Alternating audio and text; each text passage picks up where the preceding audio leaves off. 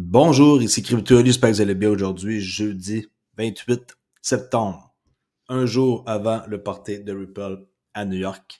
Alors, c'est parti pour une vidéo superbe, intéressante aujourd'hui. Tenez le coup jusqu'à la fin, j'ai d'excellentes affaires à vous parler. Avant tout, on va aller voir les résultats au sondage de hier. 5 à 10% des transactions Swift propulseront probablement XRP à 50 à 100 $. À date, 67% du monde pense que c'est vrai. Allez répondre, j'aime toujours les sondages. Comme vous pouvez voir, ici, il y a beaucoup de votes pour ceux qui croient ou pas en XRP. Okay? Comme par exemple, ici, levez la main si vous croyez au XRP. 90%. Okay? Même chose pour la crypto-monnaie. C'est lequel qui va avoir la meilleure performance lors du prochain marché haussier. 74% pensent que c'est XRP. Seulement 10%, 11% pour Bitcoin. On voit que les temps changent. Alors, prix du XRP, 50 centimes. Rien ne se passe pour l'instant.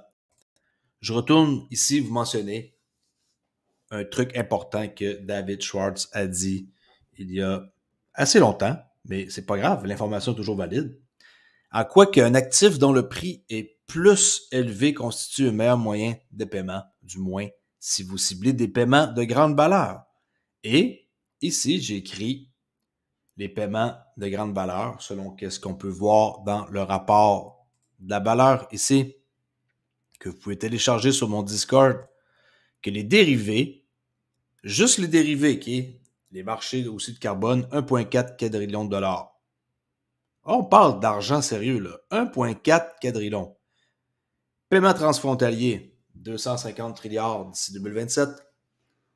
La tokenisation des actifs, 16 trilliards d'ici 2030. Et là, je fais juste vous montrer quelques-uns que j'ai en tête. Les actions, les bons de trésor, tout ça additionné aux autres affaires. Est-ce que vous pensez vraiment que le prix du XRP va rester à 50 centimes quand que vous avez ici David Schwartz qui dit qu'un prix élevé constitue un meilleur moyen de paiement? OK? C'est pas moi qui le dis. Un prix plus élevé constitue un meilleur moyen de paiement, du moins si vous ciblez des paiements de grande valeur. Et ça, est-ce que c'est des paiements de grande valeur? Est-ce qu'on parle de quelques milliers de dollars, quelques millions, On parle de quadrillions de dollars, de trilliards de dollars. Alors, est-ce que le prix du XRP doit être élevé pour réussir à faire ce genre de business-là? Bien entendu. Alors, je ne sais pas pourquoi que les gens n'ont pas confiance. Ils n'ont pas confiance parce que ça fait longtemps que le prix reste cheap. Hein? On peut s'entendre même à 4, 5, à 3, 4 piastres. Ici, 2, 3 piastres. 3 piastres, c'est comment? Le plus cher qui est monté à 3 piastres et 28. C'est pas cher. OK? Mais, si vous pensez que 50 cents, c'est le prix du XRP, détrompez-vous, ça ne va jamais rester à ça éternellement. Okay? En passant, le rapport de la valeur, très, très, très intéressant si vous voulez aller fouiner là-dedans. S'il y a une tonne d'informations, allez sur mon Discord dans le salon XRP. Question de David Schwartz qui dit ici, devinez qui sera l'invité musical surprise pour le party de demain soir. Je suivrai le premier compte X, qui est Twitter, pour répondre et bien faire les choses après la fête, bien sûr, avec son humour assez spécial. Il y en a qui disent Jeremy Hogan, parce qu'on sait qu'il est capable de chanter un peu, hein, jouer de la guitare. Il y a toutes sortes de choix, là, mais le plus drôle des choix, c'est 50 Cent. Ça, honnêtement, c'est une vraie joke, parce que le prix du XRP est à 50 centimes.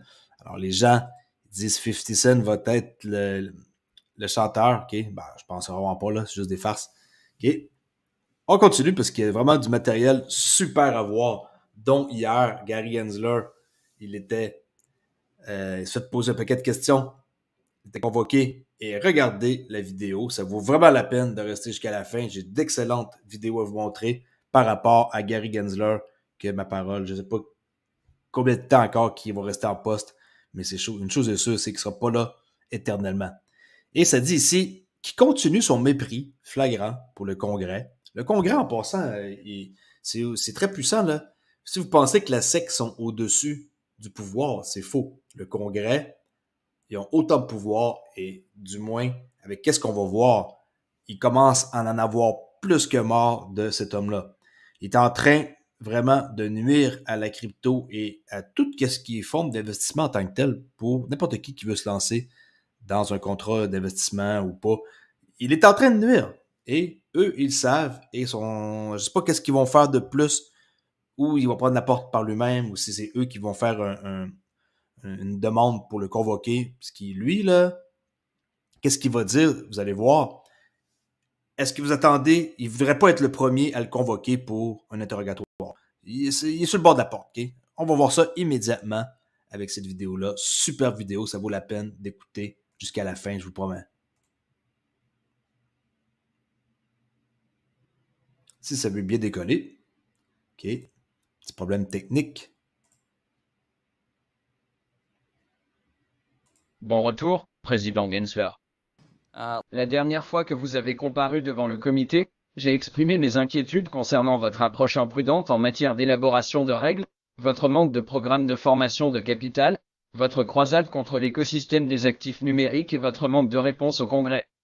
Tant de choses ont changé, tant de choses restent les mêmes. Ce sont les mêmes questions qui sont à l'ordre du jour aujourd'hui. Cela signifie qu'au cours des 5 derniers mois, vous n'avez rien fait pour remédier aux préoccupations légitimes et souvent bipartites exprimées par ce comité et ses membres.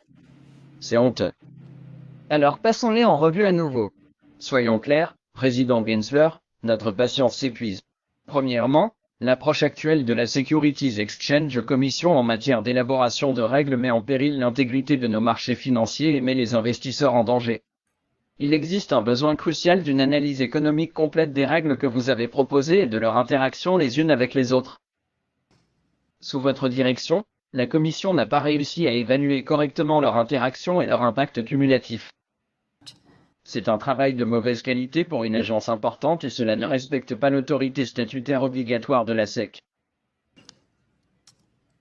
Alors que la Commission d'échange de sécurité s'est engagée dans un vaste programme de réglementation, vous semblez avoir négligé l'importance de la participation du public, ce qui a donné lieu à des préoccupations bipartites et bicamérales. Les membres des deux côtés de l'allée ont exprimé des préoccupations légitimes concernant l'allègement de la MiFID, le swing pricing, la clôture brutale, ainsi que la refonte de la structure de votre marché boursier. La Securities and Exchange Commission n'a pris aucune mesure pour répondre à ces préoccupations. Deuxièmement, vous continuez à ne pas donner la priorité à la formation de capital.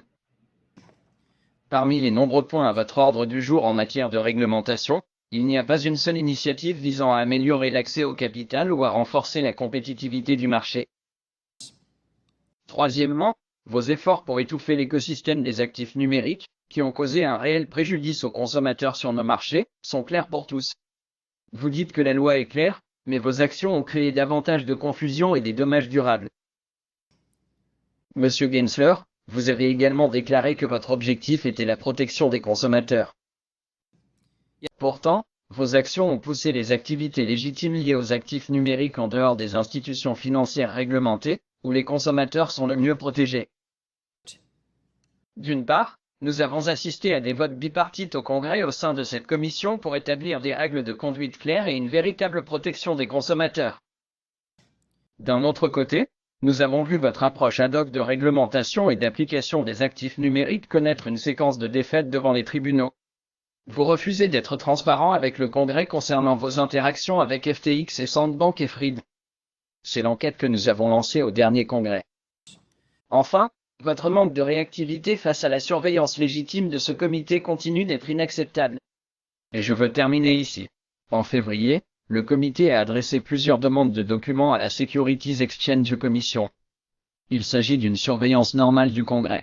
Pourtant, 7 mois plus tard, le comité n'a reçu aucun document non public qui ne fasse pas partie d'une production FOIA. Comme je l'ai dit, notre patience s'épuise. La SEC n'est ni au-dessus des lois, ni unique. D'autres régulateurs financiers se sont systématiquement conformés à la surveillance du Congrès. Alors laissez-moi être clair. Je ne veux pas être le premier président de ce comité à délivrer une assignation à comparaître à la Securities Exchange Commission. Et vous ne devriez pas vouloir être le premier président de la SEC à recevoir une assignation à comparaître du Congrès. Soit nous trouvons une voie à suivre dans laquelle la SEC reconnaît que le Congrès est une branche égale du gouvernement et répond à nos fonctions de surveillance, soit mon option est d'émettre une assignation à comparaître. Il est temps pour vous de réfléchir aux conséquences durables de votre action, de vos actions, et de ce que cela signifie pour la réputation de la Scar Exchange Commission à long terme. Même si votre mandat dans ce rôle peut être temporaire, les répercussions de vos actions peuvent être permanentes pour l'agence. Je cède. Bon retour. Wow, hein? Mon Dieu, c'est une assignation à comparaître. C'est ce que peut-être ce qui va arriver. Est-ce que ce gars-là, il va se finir par céder? Je sais pas, mais comment il est fait. Mais c'est épouvantable de voir comment il continue à faire du dommage. On va continuer avec d'autres vidéos par rapport à ça tantôt, mais avant tout, ici, on voit un tweet que j'ai trouvé en quoi que Citi disent que les clients, ils veulent pas hein, d'une crypto bancaire, là, ils veulent des liquidités transfrontalières, qu'ils ne veulent pas avoir un token d'une banque. Là.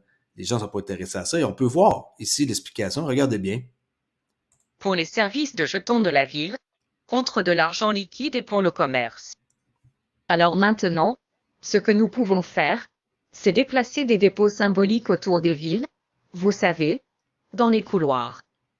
À l'heure actuelle, seuls les États-Unis et Singapour aspirent à en ajouter 3 à 5 supplémentaires à court terme. Eh bien, c'est formidable que nous ayons ce jeton interne, mais nos clients ne veulent pas de jetons de ville ou d'un autre. Il n'y a personne qui veut faire affaire avec une banque pour avoir le jeton d'une banque. Les gens veulent décider eux-mêmes de qu'est-ce qu'ils veulent faire. Autre jeton bancaire. Ce qu'ils veulent, c'est une liquidité interbancaire et transfrontalière. Il est donc essentiel que, maintenant que l'infrastructure de la plateforme est construite en interne, nous travaillons avec un réseau de responsabilité réglementée et d'autres secteurs de l'entreprise pour déterminer comment résoudre ces problèmes difficiles en tant qu'industrie. Et il y a encore beaucoup de questions, mais cet FMI que RLN aspire à être est extrêmement positif. Voilà, ça c'est Citi. Les dirigeants ici qui parlent, qui sont haut placés là. Alors, on voit que tout est en train de se mettre en branle. Tout au complet. Nouvelle vidéo de Ripple sur le Liquidity Hub. On va aller voir ça immédiatement. Toujours avec la traduction de mon AI. OK. La crypto est là. Ce n'est plus une idée ou à l'horizon. C'est déjà la réalité de la façon dont les entreprises et les individus échangent, déplacent et gèrent la valeur. Mais malgré le désir croissant des entreprises de se lancer dans la cryptographie, l'intégration de solutions d'actifs numériques est complexe. Cela nécessite souvent des intégrations lourdes, entraîne des coûts élevés et implique de s'engager dans un paysage de paiement fiduciaire fragmenté, lent et coûteux. Chez Ripple, nous avons construit Liquidity Hub pour relier de manière transparente le nouveau monde des actifs numériques au monde traditionnel du fiat. L'expérience est plug and play, englobant une connexion API unique à un large éventail. C'est ça l'application pour le Liquidity Hub. Les gens, c'est ça qu'ils vont voir, les entreprises. Ça va ressembler à ça. Et j'ai déjà montré à plusieurs reprises des vidéos qui démontrent que ça a l'air super simple à utiliser. Unique à un large éventail de pools de liquidités. Il offre une tarification optimisée via un routage intelligent des commandes. Et grâce à la suite de produits Ripple, les meilleurs paiements fiduciaires des derniers kilomètres vers les juridictions mondiales seront disponibles. Liquidity Hub assure l'interopérabilité entre les systèmes cryptographiques et fiduciaires, reliant ainsi les actifs numériques de manière transparente. Associez-vous dès aujourd'hui. OK. Alors, nouvelle publicité. Ensuite, Apex. Il y a quelqu'un qui a fait une compilation de tout qu'est-ce qui s'est passé des speakers, les gens qui ont parlé. Alors ça, c'est très intéressant. C'est une playlist. Et s'il y en a qui veulent aller voir certains passages de cette playlist-là, je vais la mettre dans la description. Il y a 39 vidéos. Et celui que je vais vous montrer, c'est avec David Schwartz au début de son speech. Il fait une joke par rapport au Tour de France, là. Mais vous allez voir, c'est vraiment un personnage qui est agréable à entendre. Regardez bien ça. Là, il n'y a pas de traduction, c'est juste comme traduction sous-titrée en français. Regardez bien.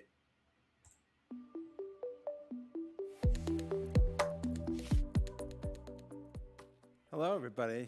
Good morning. It is such a pleasure to be here in Amsterdam addressing the entire XRPL developer community. So, John, taking that into consideration, I know that we recently saw Jeremy Hogan suggest that. Ok, on va recommencer, désolé là. Publicité comme ça, je pensais pas qu'elle allait avoir. On va commencer ça au début. It is such a pleasure to be here in Amsterdam addressing the entire XRPL developer community.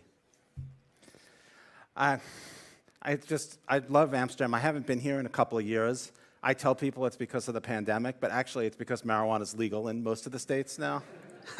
No, I know Americans, when we think about Amsterdam, we tend to think about is, drugs. So many people taking drugs, riding bicycles. I thought I was at the Tour de France. C'est un comique, hein? C'est un génie, mais comique en même temps. Alors, ça fait vraiment un mélange super. Je sais pas si vous avez compris la joke, là. Faites-le reculer. Vraiment, vraiment, vraiment, vraiment cool. Allez voir ça.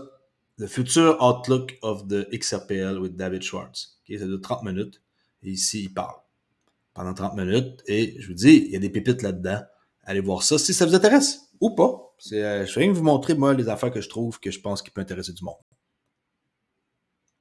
Bon, Stuart Alderete, l'avocat ici en chef, directeur juridique de Ripple, qui dit avoir absolument l'extrait que je vais vous montrer. Alors, TikTok, dans le sens que, est-ce que ces heures sont comptées? Je pense que oui. On va entendre ici le représentant Richie Torres, qui est membre du Congrès de New York, district 15, dans le Bronx, qui est lui, comment qu'il va lui poser des questions, là, c'est honteux. Moi, si j'étais à la place de Gary Gensler, je partirais de la salle, puis je mettrais fin à mon emploi la journée même, là. Ça n'a pas de sens. Regardez bien qu'est-ce qu'il va lui dire. Il a posé des questions sur le terme contrat d'investissement et qui est essentiel en passant pour déterminer l'autorité sur la crypto. Gensler a du mal à répondre à des questions fondamentales telles que celle de savoir si un contrat d'investissement nécessite un contrat. OK? Répète. Si un contrat d'investissement nécessite un contrat. Ces évasions sont assourdissantes et accablantes. Regardez ça, ça fait peur incroyable. Merci, monsieur. Chaise. Gensler, C'est le bonjour. gars qui est Torres, là. Je crains que le terme contrat d'investissement soit devenu si infiniment malléable et manipulable qu'il signifie ce que vous pensez unilatéralement qu'il devrait signifier. Je crains qu'en matière de cryptographie, votre interprétation du terme contrat d'investissement n'ait aucun principe limitatif et puisse donc inciter à des mesures coercitives arbitraires et capricieuses. Je souhaite donc prendre quelques minutes pour explorer plus en profondeur la notion de contrat d'investissement. Et je veux commencer par une question de définition évidente. Nous savons qu'un contrat d'investissement nécessite un investissement. Un contrat d'investissement nécessite-t-il un contrat? Quelque chose à propos de cette définition, je citerai Thurgood Marshall, que le Congrès a peint avec un pinceau large. Lorsque Marshall a dit cela, il écrivait la loi du pays, monsieur.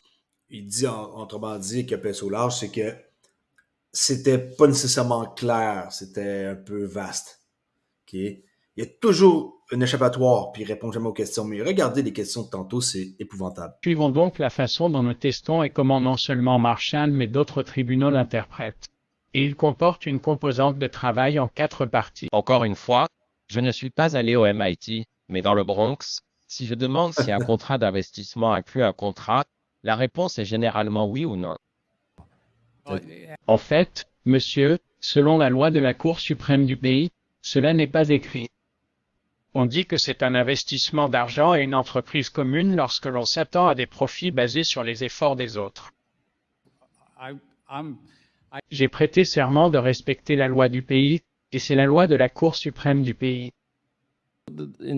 Dans l'arrêt à oui, la Cour suprême qualifie un contrat d'investissement de contrat, de projet ou de transaction. C'est la terminologie que j'ai vue dans cette affaire. Et autant que je sache, rien dans la jurisprudence de la Cour suprême ne suggère qu'un stratagème ou une transaction signifie l'absence de contrat. Ainsi, à titre d'illustration, considérons le cas historique de la SEC contre Huawei. Dans l'affaire Huawei, il ne s'agissait pas d'un seul contrat, mais de 2 contrats. un contrat de vente de terrain avec la société Awi et un contrat de service avec Awi and the Hills. Et le tribunal a jugé que la combinaison de ces deux contrats, le schéma global, la transaction totale, la réalité économique totale, était constitutive d'un contrat d'investissement. Ainsi, un stratagème ou une transaction ne signifie pas du tout l'absence de tout contrat, mais plutôt, comme dans l'affaire Awi, une multiplicité de contrats. En outre, 6 professeurs de droit issus de facultés de droit aussi éminentes que Yale sont parvenus à la conclusion suivante. Aucune décision de la Cour suprême n'a jamais conclu qu'un stratagème n'impliquant pas de contrat pouvait être qualifié de contrat d'investissement. Et donc, n'êtes-vous pas d'accord avec cette affirmation? Et si oui, pourriez-vous s'il vous plaît citer une décision de la Cour suprême qui a conclu à un contrat d'investissement en l'absence de contrat réel? Tenez le coup jusqu'à la fin, ça vaut la peine. Si je vous montre ça, il y a des raisons. La SEC a été devant plusieurs tribunaux et le contrat d'investissement a été. Quel est le nom de l'affaire, Monsieur Gensler? L'affaire de la Cour suprême qui Il est incapable de nommer un cas. C'est incroyable. Comment qu'on peut avoir confiance en une personne comme ça? a conclu à un contrat d'investissement en l'absence de contrat réel.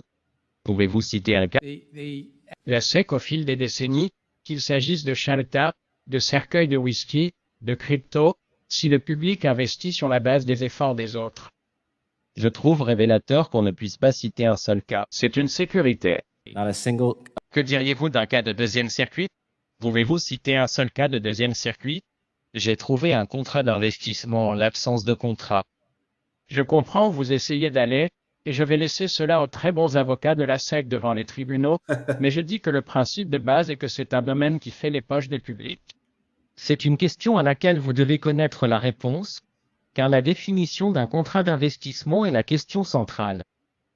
C'est ce qui détermine l'étendue de votre autorité. C'est ce qui détermine l'applicabilité de la loi fédérale sur les valeurs mobilières aux transactions cryptographiques. Et votre incapacité à répondre à cette question me laisse perplexe. Ma réponse est conforme à ce qu'a dit la Cour suprême, à savoir que la loi du pays est un critère en 4 parties. Et pourtant, vous ne pouvez pas citer un seul cas pour étayer votre argument. Cela s'appelle Awi, cela s'appelle Reeves, cela s'appelle de nombreuses affaires devant la Cour suprême, monsieur. 8 ou 9 fois, cela a été confirmé par le. Puis-je demander, supposons que j'achète une carte Pokémon, cela constituerait-il une transaction de sécurité? Vous pouvez acheter une carte Pokémon, je ne sais pas quel est le contexte, mais si vous achetez simplement une carte Pokémon. Si j'achète une carte Pokémon, est-ce une transaction sécurisée? Dans un magasin régional, ce n'est pas aussi sécurisé. D'accord. Si je devais acheter une carte Pokémon tokenisée sur un échange numérique via une blockchain. Regardez ça. Si je devais acheter une carte Pokémon tokenisée sur un échange numérique via une blockchain, est-ce une transaction de sécurité? Est-ce une transaction de sécurité? Il faudrait que j'en sache plus. D'accord. Donc pour vous, le processus de tokenisation est ce qui transforme une transaction non sécurisée en une transaction sécurisée. Écoutez, si le public investisseur, Je pensais que tu étais neutre sur le plan technologique. si le public investisseur anticipe des bénéfices basés sur les efforts des autres et échange des fautes, c'est le cœur du. Je vois que mon temps est écoulé, alors. Terrible. Merci. C'est ridicule. Ça devient... on dit un cirque de mascarade, c'est fou, là. Moi, je comprends pas comment ça se fait qu'une personne comme ça ne résigne pas, là. Je vous montre ça parce que c'est essentiel de voir que la SEC, c'est eux qui sont pas corrects. Les marchés de crypto, ça fait longtemps que ça aurait dû décoller. Et il y a du monde hyper intelligent, l'innovation est là, mais eux, ils mettent des bâtons dans les roues. OK. Autre tweet ici, le président de la SEC, Gary Gensler, déclare que Bitcoin n'est pas une sécurité, mais refuse de dire que c'est une marchandise. Ça, c'est pas long, OK? C'est très, très rapide. 54 secondes. Regardez bien. Votre point de vue sur Bitcoin, vous avez fait des commentaires à ce sujet. Vous pensez que Bitcoin n'est pas une sécurité, est-ce vrai? Eh bien, je pense que le personnel de la SEC l'a également fait, ainsi que l'ancien président.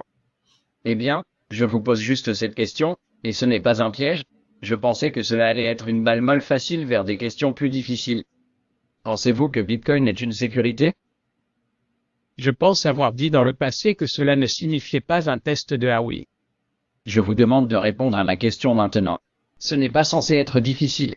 Je sais, j'ai dit qu'il ne répondait pas aux critères de Howey, qui est la loi du pays en matière de contrat d'investissement. Il ne satisfait donc pas aux critères de Howey et constitue donc un produit de base. Est-ce juste? Quand il dit un produit de base, il veut dire une commodité, là. OK? Alors, c'est incroyable comment qu'on peut bien dormir en étant cette personne-là, je comprends Juste. pas. Je dirais que ce n'est pas une sécurité et que le critère est alors différent pour les autres lois.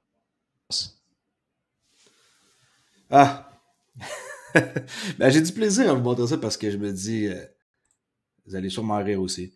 Et ici, Tom Emmer, que j'adore, on va voir ici qu'un autre membre du Congrès, d'ailleurs, critique le président de la SEC, Gary Gensler, pour avoir attaqué la crypto et d'avoir fait des dommages irréparables.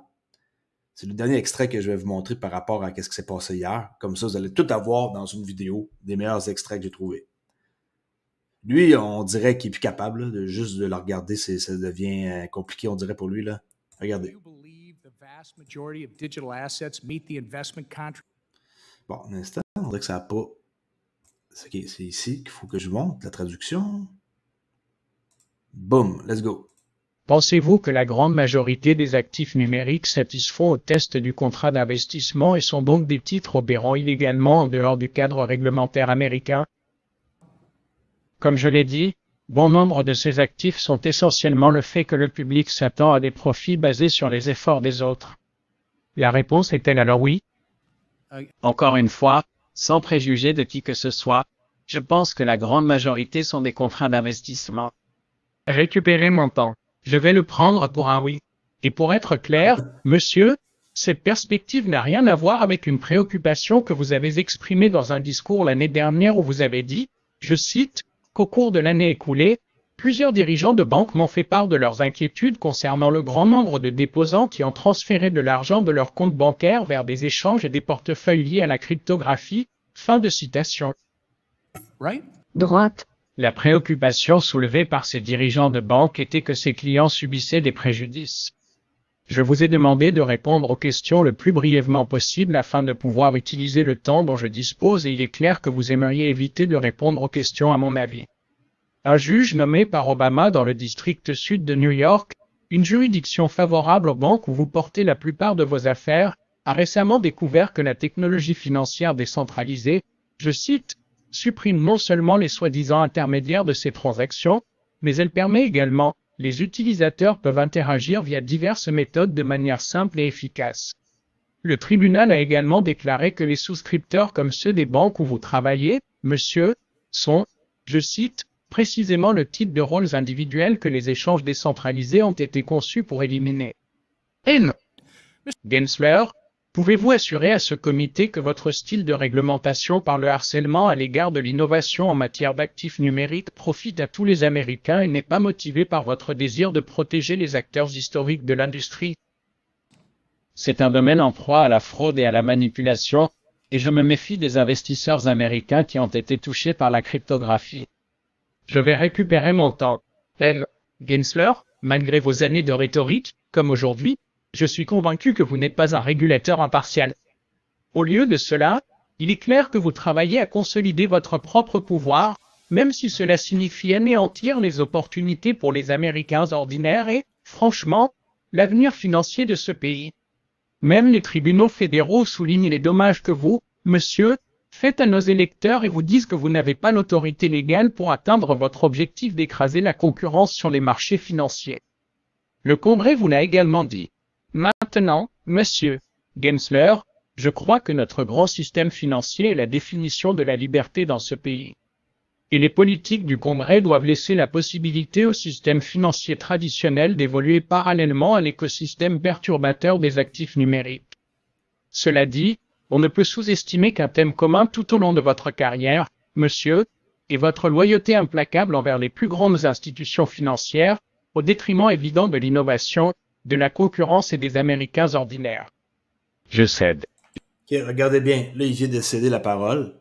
Alors, dans ce temps-là, c'est comme fini. Mais là, on va voir que Gary Gensler, il rajoute quelque chose. Et il rajoute « Je soupçonne que certaines grandes institutions financières ne seront pas d'accord. » C'est quoi son problème? C'est comme genre, on sait très bien qu'ils ne sont pas d'accord. Ils veulent pas que ça change. Ils retardent toutes les institutions financières pour qu'ils adoptent la crypto. Alors, il a fini de parler. Il n'est pas censé l'autre parler, mais là, il va faire ce commentaire-là. Et là, lui, il va dire « J'ai déjà cédé. » Regardez bien. OK? Je soupçonne que certaines grandes institutions financières ne seront pas d'accord avec cela. Cela ne fait aucun doute maintenant, monsieur. J'ai cédé. Pensez-vous que... Autrement dit, ferme ta gueule, j'ai déjà fini de parler. Tu peux plus parler, là. Regardez bien. Moi, ça me fait vraiment rire, cette partie-là. Je vais juste faire reculer, vous montrer ça. Que la grande majorité financière traditionnelle d'évoluer parallèlement à l'écosystème perturbateur Soyez attentifs. des actifs numériques. Cela dit, on ne peut sous-estimer qu'un thème commun tout au long de votre carrière, monsieur, est votre loyauté implacable envers les plus grandes institutions financières, au détriment évident de l'innovation, de la concurrence et des Américains ordinaires. Je cède. Je soupçonne que certaines grandes institutions financières ne seront pas d'accord avec cela. Cela ne fait aucun doute maintenant, monsieur. J'ai cédé. Pensez-vous? Désolé, ça fait trop rire de voir que quelqu'un a fini de poser ses questions puis que l'autre continue à argumenter, là. Ça veut tout dire sur cette pourriture-là de Gary Gensler. Quel connard. Bon. Préparez-vous, la saison haussière du XRP approche à grands pas. Tenez bon et restez positif. Je trouve ça assez bien fait. Ici, je suis d'accord. Bear market, accumulation, bull market 2011-13. 14-17, bear market, accumulation bull. 2018-21, bear, accumulation bull. Et là, 2022-2025, on pourrait dire qu'on est dans cette phase-là. Okay? Ici, on voit mal l'image là. Bear market, accumulation. Et là, distribution bientôt, là, qui est bull. D'ici à peu près maximum un an et demi. OK? Image intéressante. Ensuite, Afrique. En Afrique, moins de 10% des paiements sont numériques. C'est ce que Ripple nous disent. Et les dirigeants financiers de la région sont ravis de saisir l'opportunité de la crypto pour les paiements transfrontaliers. Il est désormais temps pour les entreprises de tirer parti de la cryptographie. Puis encore une fois, allez voir le rapport sur les valeurs 2023 de Ripple sur mon salon Discord dans XRP. Vous pouvez le télécharger ici. C'est Jérôme qui va le partager. Merci. Alors, 2023 New Value Report. Cliquez ici, téléchargez-le. Et vous allez avoir accès au rapport de la valeur qui est situé, on va le voir tantôt. Je l'avais montré ici. OK. Internet New Value Report Ripple. Là-dedans, il y a plein de statistiques. Alors, je montre la courte extrait de la petite vidéo ici qui nous montre que moins de 10% des paiements sont numériques en Afrique. Regardez bien. Quel est l'avenir de la cryptographie? La crypto commence à jouer un rôle clé pour les paiements au Moyen-Orient et en Afrique du Nord. En Afrique, moins de 10% des paiements sont numériques. Il s'agit d'un marché essentiellement inexploité et les dirigeants financiers de la région sont ravis de saisir cette opportunité. Dans l'enquête mondiale de Ripple, les 2/3 des dirigeants financiers de la région menacent des paiements et des délais de règlement plus rapides comme la principale proposition de valeur pour l'intégration de la cryptographie dans leurs activités de paiement transfrontalier. Pour plus de tendances en matière de cryptographie dans les... OK, vous pouvez aller, comme j'ai dit, télécharger le rapport pour en savoir plus sur qu'est-ce qu'ils sont en train d'accomplir et qui est formidable et qui va aider un paquet de monde. That's it. Je sais que cette vidéo-là est un peu longue, mais au moins, ça va vous donner tout en une vidéo sur qu'est-ce qui s'est passé hier, les points forts, là, Gary Gensler. Puis, sans oublier ici que les actifs dont le prix vont être élevés constituent un meilleur moyen de paiement. Du moins, si c'est ça que vous voulez, avoir quelque chose qui a beaucoup de valeur qui transige. Alors ça, 1,4 quadrillion, 250 trilliards, 16 trilliards. Commencez à additionner ça. Ça, c'est juste quelques endroits. Là. Il y a plus que ça à aller chercher. Prenez juste 10% de ça ici. 10%, 10%. Quand on commence à additionner ça, ça fait beaucoup d'argent qui va transiger. Alors, ça correspond avec qu'est-ce que David Schwartz a mentionné sur Quora il y a 5 ans. Mais on s'en fout d'il y a 5 ans, c'est toujours valide. Merci beaucoup pour écouter. N'oubliez pas de faire un petit like avant de quitter et aussi que je ne suis pas un conseiller financier. Il y a toujours des risques dans la crypto et vous devez être conscient de ça. Merci beaucoup et à la prochaine vidéo. Ciao!